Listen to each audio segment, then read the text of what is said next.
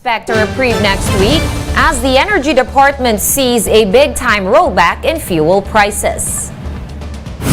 The Transportation Department is going ahead with the PUV modernization program despite calls to extend the deadline. And the Philippines will soon have a specialty center for patients battling cancer.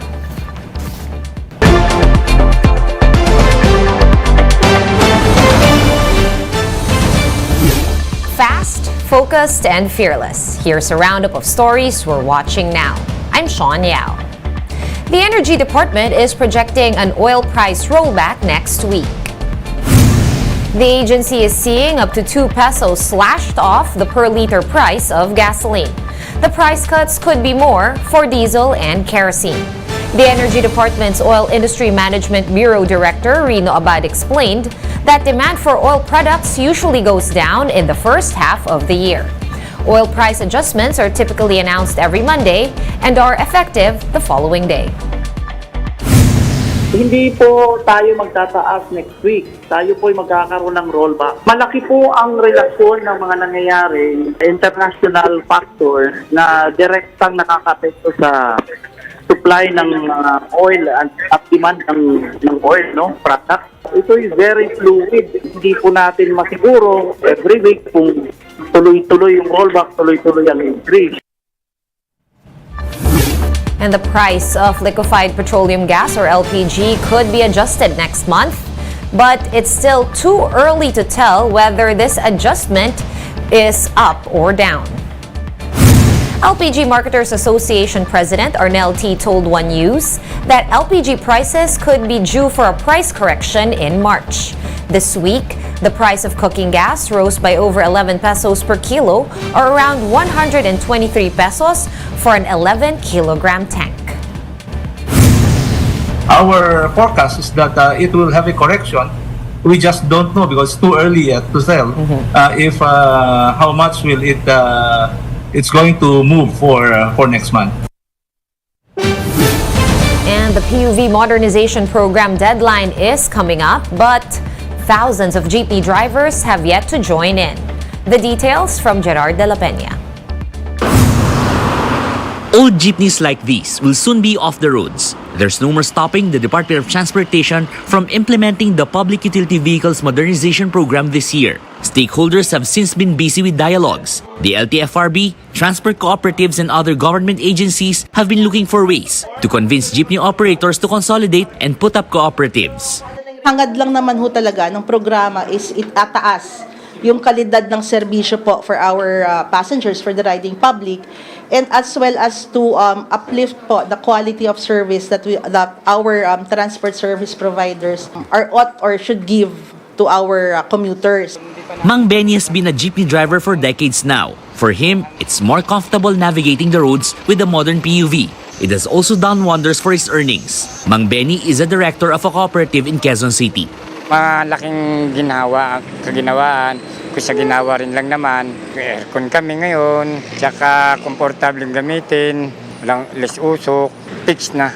Di tulad sa dati, minsan mataas, minsan mababa.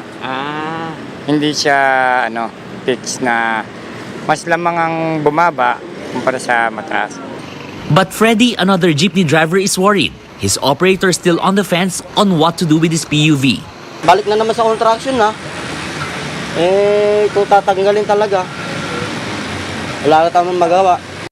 In Metro Manila, there are close to 300 cooperatives and more than 150 corporations. Under them are at least 9,400 jeepney units and over 2,300 UV Express. But there are still more than 24,000 jeepney and UV Express units that are not yet part of the consolidation program. If they still refuse to join the scheme, they will no longer be allowed to ply the routes. The LTFRB is adamant the modernization is a go at the instruction of Transportation Secretary Jaime Bautista. As early as 2018, ay alam na po natin na magkakaroon tayo ng industry consolidation, no?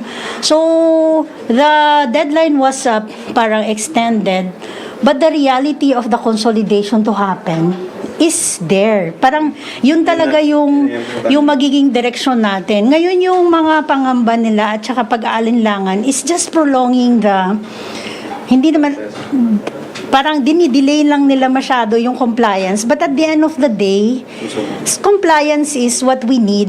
The LTFRB will decide on Monday, February 6. There will be an extension on the deadline for consolidation for the PUV modernization program. For News 5, Gerard De La Peña, We Are One News. We're bringing you more stories after this quick break. Keep it here on One News.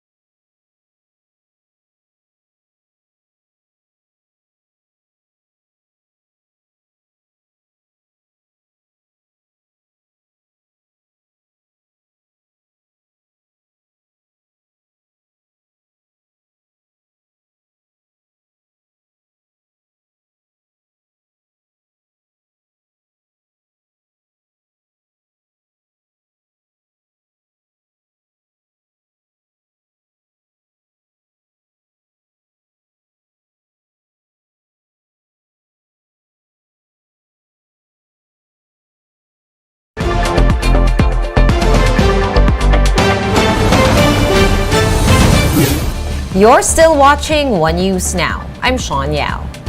China is cautioning the Philippines to resist getting dragged into what it calls troubled waters.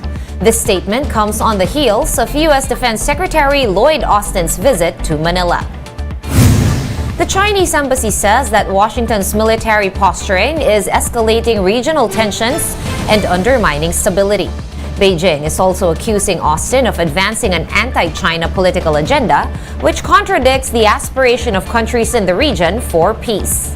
China's statement came just hours after the U.S. defense chief and his Filipino counterpart, Carlito Galvez Jr., announced that the two countries have agreed to expand their security cooperation.